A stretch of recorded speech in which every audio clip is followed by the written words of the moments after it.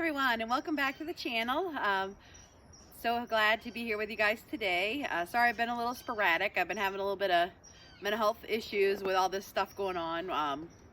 You know, as you guys already know, I won't preach on that, but I'm smiling today. Today is a good day. The sun is out. It is cold. As you can see, we've been getting some snow. We're gonna get some more, I think, tonight into tomorrow, and then on Thursday there might be a bigger storm coming. So winter's not over yet, as we know. It's only February. So yeah, so I just wanted to get on and say hi. There are 3 questions I'm going to answer about living off grid that I was asked to answer by Hippie Chick, and so I'm going to do that. But I'm just going to show you some of the snow and chat a little bit before I get into those questions. So as you guys know, I am doing that collaboration Survival Seeds 2025, and I'm not anywhere close to starting seeds yet because I can start them early, but I have to put them in my shower house over there, which is not heated. So I gotta wait until it gets a little warmer before I can do any seed starting. And as you can see, this is where all my garden stuff is over here, and it's buried. So I really can't work on the dirt or anything, not until it gets warmer. Usually sometime in March, getting towards the end of March is when I can do that. But I mean, the snow is beautiful. At least the sun is out today. Tank's over there by the bird feeders. So all is well here. Just same old winter stuff. And that's about it. The stream is doing about the same. It's pretty closed up. And the ice shelves are pretty thick down there. So I have been continuing getting the water from the bridge because that works out really well. And still, of course, going down to the stream. My dad actually went, not the stream, but the spring, excuse me. My dad went down to the spring today because he had to run in town for something. So he's going to fill up all of our drinking water today. Well, because we try not to make just one trip to do something. I don't like to waste the gas, and we don't like to leave the property that much. So we always try to combine everything and try to do multiple things while we go out. I was just going to give you an idea of how much wood I've used this year so far. I was going to open up the woodshed here because we are into February, so, and obviously we've been burning wood, you know, since it started getting colder in November, October, December especially. So let me get this door open and I'll give you an idea. I still have a lot of wood left, which is great. So if we come in, you can see where now we have a bunch of trash because we can't go to the dump in the winter. That was all wood. So we've used the very end of the wood, and we've started to come into, you know, the big stack of wood that goes all the way the length of the camper. We have started doing this end here. So I do not see any even possibility of us not having enough wood to last for the rest of this winter. I always try to have plenty extra because you never know what the weather's going to be like, because this whole row down the wall is 3 stacks thick. So, you know, I'd have to measure it and do the math to find out how many cords that is, but it doesn't really matter. But so yeah, so just wanted to show that I burn as much wood as we feel necessary. I like to try to keep the camp around 70, 75, and we still have all this wood left, which is great. That makes us feel good. We don't have to worry about going to try to, you know, bring another wood in the middle of the winter.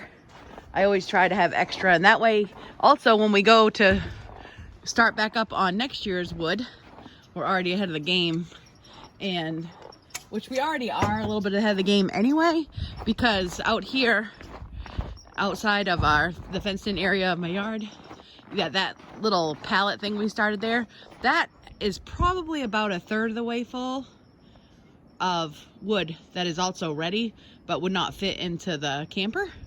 So we're in pretty good shape. I don't think we're gonna have to hit wood quite as hard this spring, summer, and fall. I mean, we're gonna hit it, and we're gonna always make more than we need, or, you know, cut more than we need. But I think it'll be an easier year for that.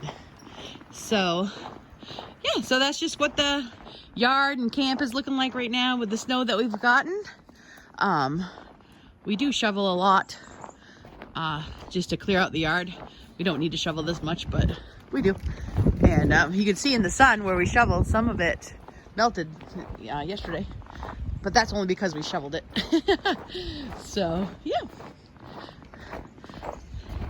So I'll come over. Tank's staring at me. He's wondering what I'm doing.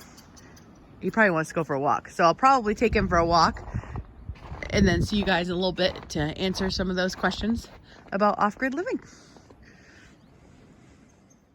It's kind of nice today. It's cold out, but the sun is out, so it's really nice. We just got back from taking our second walk of the day, and we got some chores done. So now I just wanted to, like I said earlier, is answer those 3 questions that were asked for me to answer. I think they're pretty good questions. They're not questions that everybody asks all the time, and Hippie Chick did mention that when she did her video.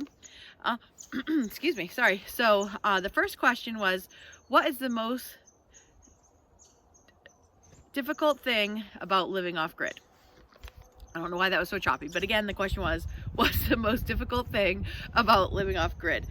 And I think probably everybody has a, situation is a little different, and everybody has a different answer to this. But for me, I was really trying to think of what was difficult for me, since I really thoroughly enjoy living completely off-grid so much. But I think for me, it is that I work full-time plus live off-grid. So, there's a lot of chores, a lot of things to do, a lot of things to keep up with, and I try to be as self-sustainable as possible. So, I'm not complaining at all, because I love the chores that I do, actually. I know a lot of people think that's kind of weird, but I really do love them. So, trying to balance, working 40 plus hours a week, plus managing the homestead, I think that's probably the most difficult time for me. And don't get me wrong, I still have time. I make time. I still go on my walks and spend time with Tank. It's just trying to balance that. I think that's probably what is the most I have to think about and kind of plan. I really got to plan, what am I going to do, especially in the wintertime, because there's extra chores, and also it gets dark early, or way earlier. It's finally starting to stay a little lighter now that we're getting into February. So I just really have to be good about planning what I need to do and trying to stay ahead of everything, trying to stay ahead of the chores so I don't get behind, because if you get behind on chores, it's hard to catch up sometimes. So that's probably the most difficult thing for me, but I wouldn't trade it in for the world. I still love it. And I'm only 45, so I know I have to work. Number 2 was, what is the most rewarding about living off-grid?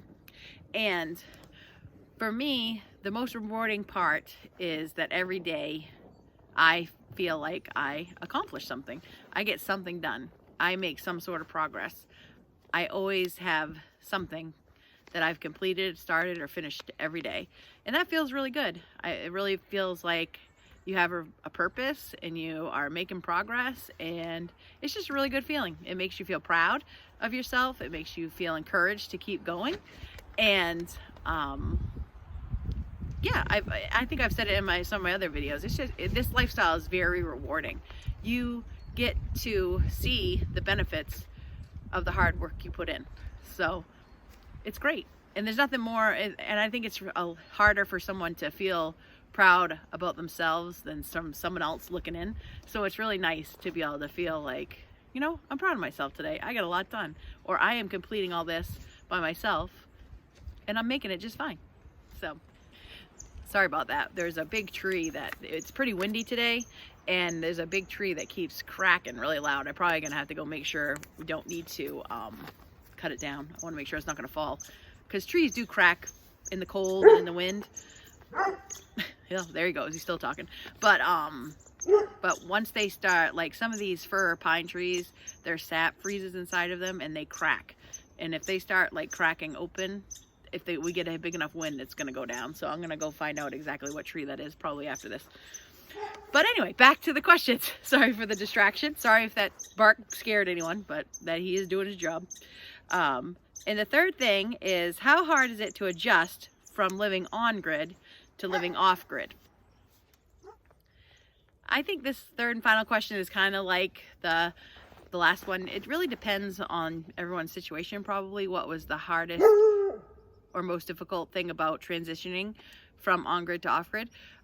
In my situation, it wasn't really too hard, because I grew up and I loved being outside. I loved camping. I loved fishing. I loved hunting. I liked a lot of the things that I do now off grid. And I kind of went like on baby off grids when I go camping, because I'd camp in a tent with nothing, you know, but it's still different when you live in it all day long. So besides just getting used to having to pretty much work for almost everything that you need and do, I think thinking out of the box is the hardest thing sometimes for people to get used to when you go from on grid to off grid. So I think learning to think outside the box might be one of the most difficult things, because when you live off grid, you have to be ready to change things up or adjust or adapt kind of on the fly, because you never know what's going to happen. Something might go wrong and you need to fix it, or something, you know, there's just always things to think of, and there's always ways that you're trying to think of to make things easier for yourself, but still keep them simple and still keep them off grid. You know, like me, just thinking about getting water in a bucket off of the bridge. Super simple, but it was thinking out. I didn't think of that at first, so it was thinking outside of the box. So I think just getting used to being like proactive, thinking outside of the box, and just knowing that you pretty much work for everything you do. You don't go flip a switch, you don't go flush a toilet, you don't go turn on the hot water in the shower. You don't get all those things, but I enjoy that and I find it rewarding. So that's my ideas on what's the most difficult. And I don't think it's impossible for anyone. I think anyone could do it as long as they have their heart into it and they don't mind putting a little work into it. It does take work, but I enjoy work. And I know I've said that in some of my comments, as people like, why don't you get a water pump? It would be easier. Or why don't you get this? And right now I'm in good health. I'm not, you know, I'm at a good age and I can do the physical things that I need to do to lift water or carry water. And maybe when I get older, yeah, maybe I'll have to adjust my living situation. I don't think I'll ever go back on grid, I can tell you that now. But I might have to get some of the conveniences or help, because, you know, when I'm 75, 80, maybe I won't be able to lug water. I don't know. But, so yeah, so I mean, I think that's the answers to those 3 questions. I hope that it maybe pulls up some conversation. I love you guys' comments. So if you have anything to add or ask, please do that in the comments and I'd be happy to answer. Sorry, Tank is barking at a squirrel. That's what he's doing right now. He's on a squirrel hunt. But yeah, so no, I think that's all for this video. I just wanted to answer those questions and kind of show you the yard with the snow. And when we get some more snow later this week and next week, I can give you an update with that.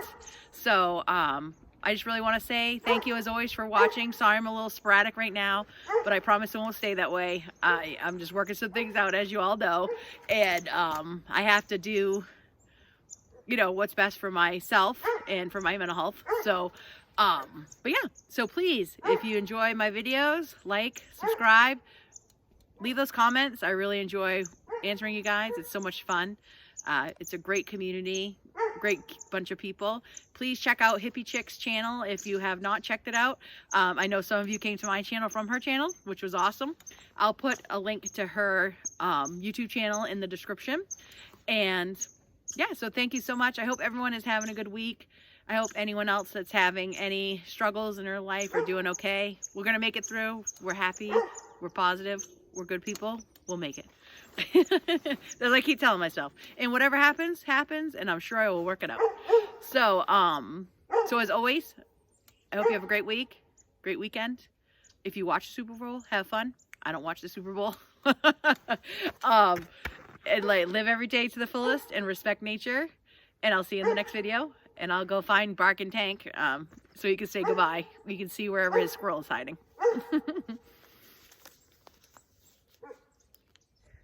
So here's Tank over here.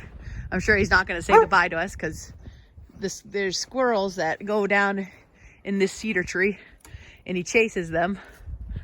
And then he barks at them like they're going to come out when he barks. I tell him that's silly. But, so yeah, so Tank says bye, even though he's busy digging for his squirrels. And, thanks again for watching. We'll see you next time.